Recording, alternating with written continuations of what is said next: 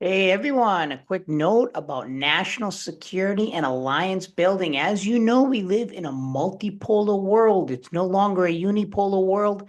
After the Cold War, United States was the last person standing. Notice I don't say man, that'd be misogynistic. So I say person, man or woman, standing. But now you have the rise of Russia, Iran, China, even regional powers like Turkey. So Trump just recently did his tour of the Middle East.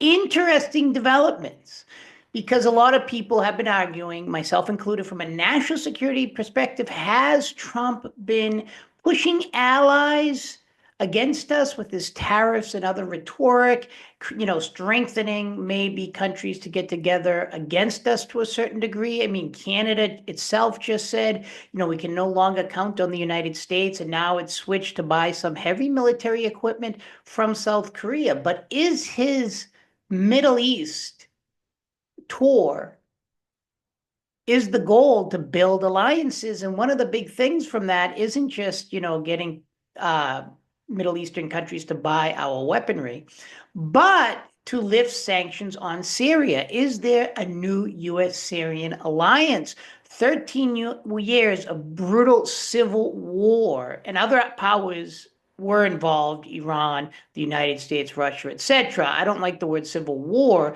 because there's always an outside influencer there, right? So basically, though, just for the sake of argument, a 13-year civil war in Syria, time to rebuild. Oh, I got a phone call. No. What? A scam? All right. Are you getting all those scams now? Like, totally crazy. They want to do everything like this. But to get back, seriously, the Middle East is really, really important. Trump in the Middle East, now he's lifting sanctions on Syria.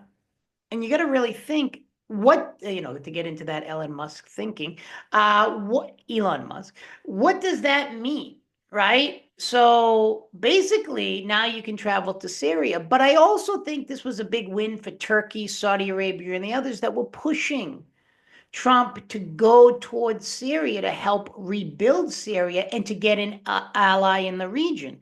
So, as a result of this ally, does that counter Russia and Iranian influence who are supporting Bashar al Assad? So, there's these big new developments from the last lectures just a couple months ago, what's going to happen in Syria. Is this an astute move to counter Russia, China, Iran, etc., Hezbollah in the region? So now we have an alliance with Syria. Very interesting multipolar world going on here from a national security perspective. Why did Bashar al-Assad fall so quickly? I think Iran and Russia's retreat from helping Bashar al-Assad was a key variable in why Bashar al-Assad fell so quickly.